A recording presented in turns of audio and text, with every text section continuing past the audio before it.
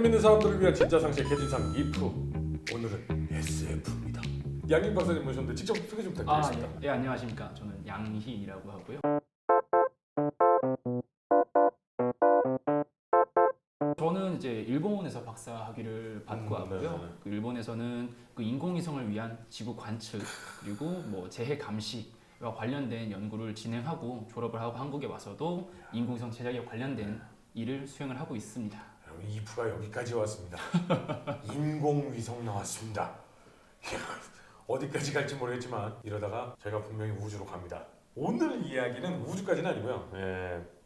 최근 들어서 800만 넘어서 이제 굉장히 흥행몰이에 성공을 했던 백두산이라는 영화가 있었고 작년 재작년에도 참 백두산에 관련된 이야기가 많았었습니다. 만약에 백두산이 진짜 폭발한다면 제 생각만으로도 참 많은 뉴스 보도들이 좀 머릿속에 스쳐 지나갑니다. 일단 백두산, 대한민국에서 가장 높은 산이죠. 예. 2,750m 정도. 하얀 부석이 이렇게 화산재 같은 것들이 이렇게 많이 위에 올라와 있어서 쳐다보면은 하얀 머리 같다라고 해서 백두. 그래서 간단하더라고요. 오, 그런 의미였나요? 네, 저는 엄청 뭐 이게 뭐 큰 의미를 가질 줄 알았더니 하얀 머리래요. 그래서 백두산입니다. 네네. 천지에는 사실 깨끗한 물이 있는데 예, 20억 톤 가량의 근데 놀라운 사실은 물이 있다고. 고기가 삽니다. 이게 모르시는 분들도 많은데 물론 자생적으로는 거기까지 어떻게 고기가 올라가 있어요. 자생적으로 생긴 건 아니고 북한에서 고기를 풀었대요. 근데 그 험난한 자연환경에서 살아남아서 지금도 있대요. 그리고 가장 크게 번식한 어종은 산천어. 그러니까 지금도 저희 산천어 축제 하잖아요. 네. 지금 이 계절 1월달에 산천어 축제 많이 하는데 요게 백두산 산천어가 엄청 크대요. 85cm까지 크고 무게가 막 7kg 넘게 나간대요. 그래서 대한민국에서 가장 큰 산천어, 세계적으로도 유일한 종이 백두산 천지산천어라고 하더라고요. 근데 이제 오늘의 얘기는 200만 년 전부터 사실은 좀 분화가 잦아들었고 그리고 그렇게 뭐 많이 활동은 안 한다. 특히나 대한민국 국민 중에 백두산이 활화산이야? 라고 하시는 분들도 있을 정도였는데 급작스럽게 화산 폭발 가능성에 대한 이야기가 작년 재작 많이 나왔습니다. 저희 그 초등학교나 중학교 교과 과정 보시면은 이제 대한민국에 주로 있는 화산들에서 사화산, 그죠. 휴화산은 휴화산. 무엇이냐, 활화산은 무엇이냐 그쵸. 이렇게 시험들을 보고 하지 않습니까? 네네. 거기 나오는 이제 문항들로도 보면은 네. 백두산이나 한라산은 항상 언급이 되는데요. 그리고 최근 몇 년, 그러니까 최근에 이제 백두산의 화산 폭발에 대한 가능성이 제기되기 전까지는 백두산의 화산 활동은 아마 멈출 것이다 라는 예측이 더 많았던 걸로 기억을 그래요? 하고요. 그러니까 잦아들고 있고 이제 점점 잠이 들고 있는 그렇다고- 레드선에서 레드까지 간 상황이라고 우리들은 알고 있었는데 아니었다는 거예요? 뭐 그렇게 보시는 게 맞다고는 정확히 말씀은 못 드리겠는데요. 이제 화산 활동에 대한 이 화산이 조만간 분출할 것이다. 혹은 이 화산이 언젠가 활동을 할 것이다라는 것에 대한 그 예상 징후도 있지 않습니까? 네네네. 저 그런 것들이 최근 들어서 발견이 되기 시작했고요. 일본 교수님이 2032년 이내에 99% 폭발한다. 이렇게 얘기했죠. 가능성에 대해서. 와, 99%면 차라리 100%라고 했으면 내가 인정을 해. 네. 99%라는 건 1%에 빠져나갈 구멍을 만들어 놓으신 거거든요. 근데 99%면 대한민국 국민들이 얼마나 불안하겠어요. 그쵸. 이제 백두산이라는 이제 화산 자체도 VEI라고 해서 네. 볼케닉 익스플로시비티 인덱스라고 화산 폭발 지수가 있습니다. 이 지표로 이렇게 화산들의 클래스를 나눠 본다면은 백두산이 폭발하게 되는 경우에는 네. 이 VEI 7급 이상의 폭발을 하게 된다고 합니다. 7급이면은 뭐 1급부터 몇 급 이렇게 있는 거예요? 예, 1급부터 지금까지는 뭐 8급 그 이상까지도 이게 1급부터 8급 정도인데 7급이라고요? 예, 화산 내에 있는 네. 그 마그마라고 흔히들 알고 네네. 있죠. 그런 것들의 매장량에 따른 이제 뭐 예상되는 분출량입니다. 화산이 폭발하게 되면은 저희 이제 용암도 나오고 뭐 가스도 나오고 화산재도 막 튀어나가고 하는데 거기서 나오는 최종 분출량을 이제 어떤 수치로 매겨서 화산의 클래스를 나누는데요. 아니 그렇게 파가지고 나오라는 석유 매장량은 그렇게 안 나오는데 마그마 매장량은 그렇게 많단 말이야. 근데 지금 이 일본 도호쿠대 교수가 2019년까지는 68% 확률이라고 했었거든요. 이미 이건 틀렸죠. 넘어갔죠. 68% 확률은 이미 틀렸어요. 그렇습니다. 근데 보통 68%면 될 확률이 훨씬 높다라고 하는 건데 상당히 높은 틀렸고 32년까지 틀리면 내가 찾아갑니다, 당신. 근데 그 징후들이 있었잖아요. 예. 그러니까 왜 폭발 가능성이 이렇게 높냐라고 했던 그분의 주장, 이것들이 일리가 다 있는 건가요? 가장 크게 이제 보는 것들은 네. 지진이 잦아집니다. 지진이 2002년에서 2005년까지 수천 회가 있었다고 했어요. 예, 지진 관측들이 많아질 거고요. 그리고 2002년이라고 하셨는데 그 이후부터는 뭐 말씀을 이렇게 뭐 편하게 드려도 될지 모르겠지만 핵실험도 있었고요. 아, 갑자기 궁금한데 핵실험을 하면 보통 위에다가 빵 터트리는 실험을 하는 게 아니라 밑에다 놓고 터트리잖아요. 그렇습니다.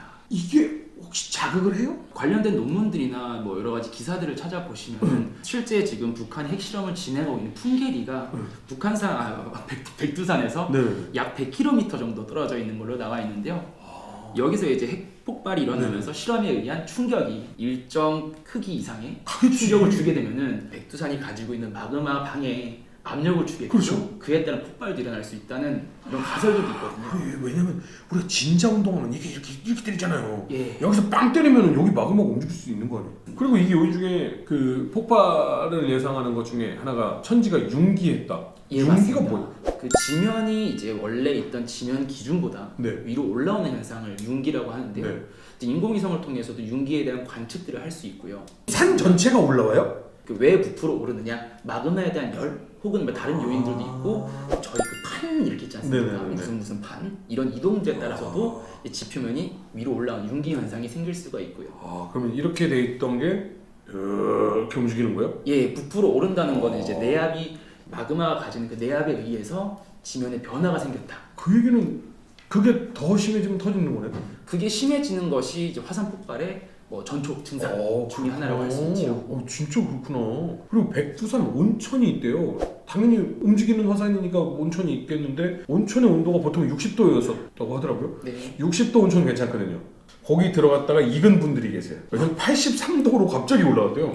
온천 온도가 올라가는 것도 마그마 화산 폭발의 징후가 돼요? 그렇죠. 왜냐면은 이제 그 마그마의 활동이 왕성해졌다라고 할 수 있는 예를 들어 지열이 올라갔다라고 가정을 한다면은 그 온천수가 나오는 온천수들도 영향을 받기 때문에 분명히 이제 온천수의 온도가 올라가는 것들도 화산 폭발의 하나의 징후로 볼 수 있을 것이라고 생각합니다. 그럼 인공위성에서 봤을 때 혹시 지진의 징후나 뭐 이런 거는 없어요? 볼 수 있어요?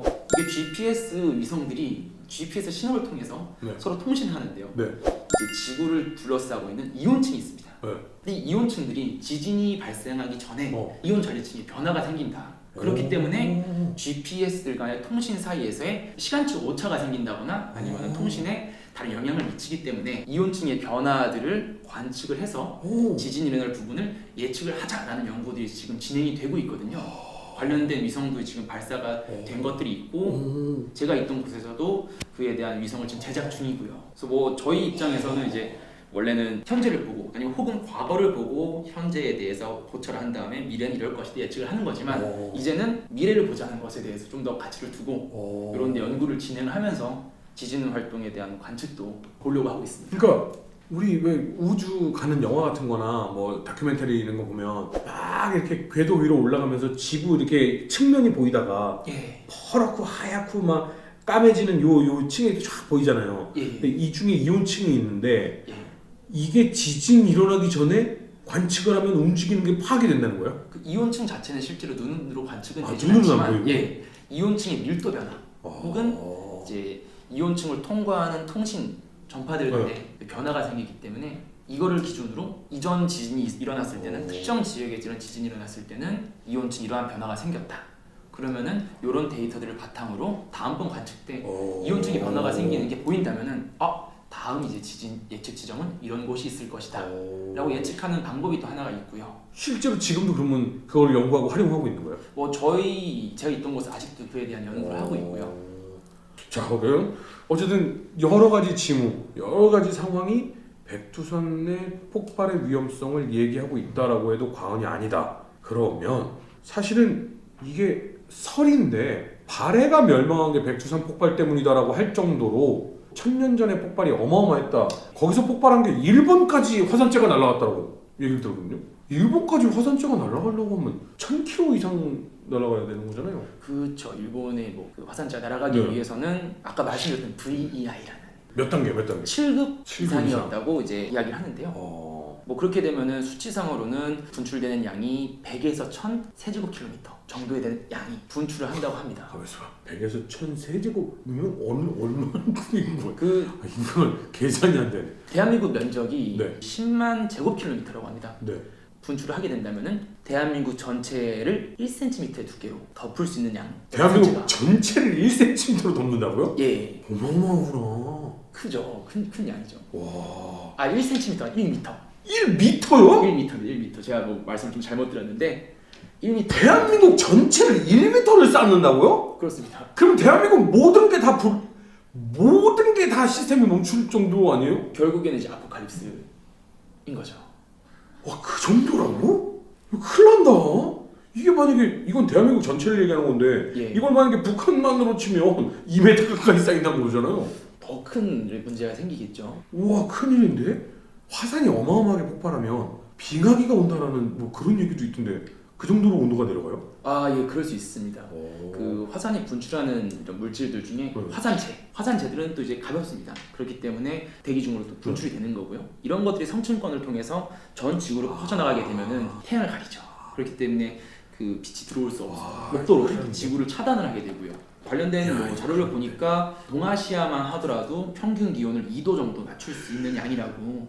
2도? 이게 1, 2도가 안 커 보이는데 2도만 낮아지더라도 이제 동식물 생태계에도 큰 영향을 미칠 거고요. 그 정도로 강력한 폭발이 백두산에서 일어날 수 있다. 7급 폭발까지도 가능하다. 그러면 만약에 백두산이 폭발해서 한반도에 강력한 영향을 미친다라고 한다면 예. 대한민국 전체는 어떤 시나리오로 움직이게 될까요? 우선은 이제 일반적으로 생각하는 것들이 지구가 이렇게 자전을 하지 않습니까? 네네네. 이 지구가 자전을 하면서 네. 이게 편양력이라는 게 생겨서 그렇죠. 편서풍이 부는데요. 예를 들어 네. 그 백두산이 겨울에 폭발했다라고 네. 하면은 지금 대한민국 같은 경우 좀 아래에 네. 있고요. 아래 있죠. 이게 북한은 위에 있기 위에 때문에 겨울에 폭발한다면은 일본 쪽으로 갈 확률이 더 크고요. 화산재들이. 일본 쪽으로 가면 우리나라도 거쳐가는 거 아니에요? 저기 여기 있고요. 일본 요쪽에 있기 때문에. 아, 그러니까 이렇게 남북이 있을 때 예. 일본이 이렇게 있는데 예. 요로 갈 가능성이 그렇죠. 많다. 네, 그렇죠. 또 이제 반대로 또 그 여름 같은 경우는 네. 이제 태풍 진로 방향이 이렇게 바뀌지 않습니까? 그렇죠. 한국이 있고 일본이 이렇게 있으면 태풍이 이렇게 많이 이렇게 그렇죠. 가죠. 그렇게 가면 이제 어디로 갈까요? 중국, 러시아로 가겠죠. 아, 저쪽으로. 예. 아, 대한민국은 안전한 것 같습니다. 근데 이것도 네. 다 안전하다고 아, 할 수는 하긴 없을 것 바람이 같습니다. 부는 날도 있고 안 부는 날도 있고 강하게 부는 날도 있고 약하게 부는 날도 있으니까. 그런데 그렇게 따지자면 전체적인 대류의 흐름을 봤을 때는 아무래도 중국 쪽에서 내려오는 바람보다는 여름에 부는 러시아 쪽으로 올라가는 바람이 있을 때가 대한민국한테는 더 안전할 가능성이 높네요. 그럴 수 있죠. 예전에도 보시면은 원자력 발전소 관련된 이야기인데 예전 체르노빌 네네. 원자력 발전소가 폭발했을 때도 네. 그 당시에 이제 편서풍에 의해서 한국에는 큰 영향이 없었다라는 이야기가 있었다고 알고 저는 그 당시 태어나지 않아서 네네네. 그런 게 있었고 또 이전 그 동일본 대지진 때 네네. 있었던 그 후쿠시마 원전 폭발 네네네. 이후에도 한국까지 그 방사능 물질이 크게 오지 않은 이유는 이제 그런 편서풍에 의해서 일본이 방사능 배려 역할을 해줬다. 아, 근데 참 다행히도 7급의 어마어마한 화산이 폭발할 가능성은 상당히 그 징후들은 있지만 피해를 크게 입을 가능성은 또 그다지 높지는 않다라고 조금 마음을 좀 놔도. 그러니까 화산재에 의한 피해지만 이거는 얘기를 하는 거잖아요. 다른 건 없어요? 생길 수 있는 피해들은 일단은 화산에서 무엇이 나오는지에 네네. 대해서 이야기를 하면은 조금 더 쉬울 것 같습니다. 네. 저도 이제 뭐 이런 상황을 가정한다면 어떻게 될까라고 생각하는 건데요. 네. 뭐 이산화탄 가스가 나와서 결국에는 산성비를 내리고 공업단지에 뭔가 영향을 미칠 수 있을 것 같고요. 요것도 어디까지나 가정인. 만약에 진짜 완전 이산화황의 농도가 엄청 높아. 그러면 부식이 겁나 빨리 일어나고 막 이래요. 그 예전에 요것도 그런 재난 영화인데요. 네네. 학생들이 어디 놀러 갔다 왔나 그래서 뭐 화산이 터져서 네. 도망도 가고 하는 그런 영화가 있었던 걸 기억을 네네. 하는데 거기 보니까 이제 어떤 강을 건너야 돼요. 네네. 거기 나오는 주인공들이. 근데 이산화황 이런 것들 때문에 강물이든 뭐든 다 오염되고 이제 산화가 되니까 이 강을 건너면서 누구 한 명이 보트를 밀어줘야 되는데 네. 다리가 막 부식되면서 까까 이렇게 해주는 그런 영화가 있었거든요. 물고기도 둥둥 뜨고. 그 정도로 이산화황이 터지려면 진짜 아포칼립스인데. 근데 그 정도는 우리나라까지는 영향이 거의 없는 거죠. 그리고 화산탄들이 날아온다면 날아오는 한국까지. 아니 거기서 여기까지 날아올 수가 있어요? 뭐 거리가 아주 먼 것은 아니라고 생각하기 때문에 그냥 언뜻 그냥 이 지도의 느낌으로 봤을 때 적어도 휴전선에서 이 백두산까지의 느낌이 한 300km 이상은 된다고 넘을 느껴지는데 겁니다. 예. 백두산 터지면 300km 넘게 날아온다고요? 뭐 정확한 기록은 제가 못 봐서 네네네. 모르겠지만 이게 폭발력이 강하다면은 네. 아예 불가능한 얘기도 아니라고 생각은 하고요. 아 그래요? 그리고 돌덩이가 날아오는 거야 그러면? 근데 뭐 아주 크진 않을 거라고 예상은 하는데 앙커도 300km를 날아왔으면 얼마나 빠를 거야? 그렇죠. 와 무시무시하구나. 뭐 마그마 같은 경우는 그 마그마가 흘러나오는 예상 경로를 네네. 어느 정도 추정을 할 수 있다고 합니다. 네네네. 그래서 위쪽으로 마그마가 흘러내릴 것이다. 그에 대한 대피들도 가능할 거고요. 그거는 막 뛰어서도 막 도망가더라고요. 마그마가 막 엄청 빠르게 막 내려오진 않던데. 이게 또 마그마의 점성에 따라 다르다고 하고요. 그 예를 들어 그 몇 년 전에도 일본에서 이제 네. 가을에 단풍을 보러 갔다 온 사람들이 산행을 즐기다가 네네. 갑자기 화산 폭발이 일어난 거예요. 근데 이게 이동 속도가 뭐 100km/h, 그러니까 시속 100km 이상도 되는 그런 결과도 있다고 해서 그렇군요. 야 이거 돌덩이가 날아온다는 거 이거 상당한데? 아마 근데 뭐 여기 관련된 데도 거의 뭐 초토화되지 않을까. 왜냐면은 저는 이제 또 뭐 과학적으로만 생각하는 걸 좀 떠나서 북한도 자기네 체제를 유지하기 위한 통제력을 잃어버리진 않을까. 아. 왜냐면은 다들 피난을 가지 않을까 싶어요. 그렇죠. 가능성 몇 프로로 보세요? 저는 도구대 몇 교수는 퍼센트라고 뭐 네. 말씀드리기보다는 터지냐 안 터지냐. 네. 그러니까 그것도 빠른 시일 내에 네. 가장 바라야 될 거는 터지지 않도록 않는 거죠. 안 터져야지. 해야 하지만 이제 그 2011년 지진이 있고 나서 이후부터도 지진 활동 등이 있었고 네네. 이를 봐서는 우리가 지금 현 인류가 네. 살아가는 이 기간 내에 네. 폭발할 수 있는 가능성이 충분히 있지 않나. 아. 그렇기 때문에 이런 폭발을 막을 수 있는 방법을 강구해야 될 거고요. 화산 폭발을 막을 수도 있어요? 딱히 없을 것 같은데. 그에 대한 연구를 진행해야 되지 않나. 아니 근데 그거 있다면서요. 막 터지려고 하면 예. 구멍 뚫어가지고 이렇게 여기로 막 여기저기로 압력을 빼는 막 그런 노력들 한다고 막. 그것도 이제 하나의 방법에 대한 설이죠, 설. 이렇게 하면 어떨까? 근데 그것도 예를 들어 온도가 차이가 많이 나는 물속보다 막 부글부글하는 그런 소리도 나고 하잖아요. 예를 들어 아니면 드라이 아이스를 물에 넣으면 더 부글부글. 그죠, 그죠. 이 마그마도 온도 차이가 있거든요. 마그마 방 있는 데다가 구멍을 톡 뚫어요. 그럼 마그마가 흘러나올 텐데 얘가 갑자기 식어버리면은 또 어떻게 될지 모르겠어요. 증기가 확 올라오면서 압력이 세질 수도 있다. 뭐 다른 이제 압력에 의해서 오히려 또 폭발을 가속화시킬 수도 있기 때문에 우선은 제일 중요한 거는 이 지속적인 관측 그리고 연구가 필요하지 않나 생각이 되고요. 그건 뭐에 답이 없는데 안 터지기를 바라는 게 제일 순이고요. 그리고 전조 증상으로 봤을 땐 분명히 터질 가능성이 확실히 있다. 제가 죽기 전에는 터질 가능성이 충분히 존재하지 않나. 살아있고 나는 끝났으면 좋겠다. 아 하긴 우리 애들도 있으니까. 제가 쉘터를 만들게요. 알겠습니다. 그러면 일단 저희가 확인한 바로는 백두산의 어떤 이 여러 가지 활동들로 비롯해서는 확실히 백두산은 터지게 될 것 같다. 그런데 다만 그것이 어느 정도 수준인지는 아직까지 모르는데 VI로 봤을 때 7급까지도 올라갈 가능성은 있다. 하지만 화산재나 이런 것에 대해서는 분명히 바람의 방향이나 이런 것들이 남한에 직접적인 영향을 주는 것은 조금은 회의적이다. 하지만 뭐 진짜 폭발력이 강했을 경우에는 어떻게 될지는 아무도 예상을 할 수가 없고 만약에 그 예상의 범위를 넘어서는 수준이라고 한다면 이건 정말로 아포칼립스도 일어날 수도 있다.